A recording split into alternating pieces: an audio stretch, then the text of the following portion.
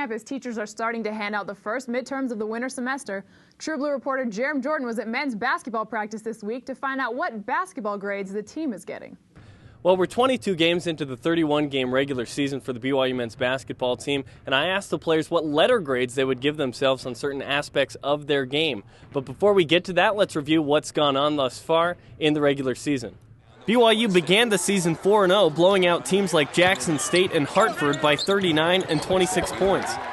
Then JT shot the lights out. NBA three kicks it back out. Jonathan Tavanari's three-pointer's up and good.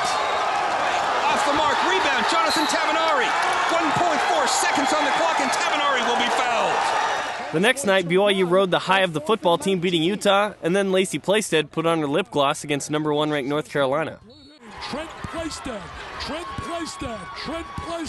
BYU beat Portland and Weber State before losing to number 9 Michigan State in Salt Lake City. But it's okay. Losing to top 10 teams is okay, right? Lamar, Pepperdine, and Southern Utah welcome back Roger Reed. Fell prey before BYU lost in Boise. A lot of contact, and the game is over. UNLV was a 29-point nightmare, but the Cougars won in Salt Lake City. A 5-game winning streak is the current tune, and next up, the TCU Horned Frogs. Well, with that having been said, let's find out what the players think of their season thus far, beginning with overall team play. So, I'd say I'd give us an A-, B+. There's always room to improve, and we got to keep getting better and better, so maybe a B+. In between B and B+. We're at a point right now where we're playing pretty consistent, but we can still do some things better. I'll give us a B. There's some close games we felt like we should have won, and then our loss to UNLV was pretty bad, so I'll stick with the B grade there. Is there anything you guys have an A in? No. A to me means 100% perfect, so I don't think we're ready for an A grade yet, but we're working for it. A's not 93%? No. Well, I think our team's progressing well. I think that, we have a lot of improvement to make, so, if you're going on a scale of letters, we're probably in the B range, and I think that we have a lot of improvement to be made. Guard play, the guards have been handling business this year. But I would say probably a B+ from all those guards. Oh, man. Well, I'm pretty hard on myself.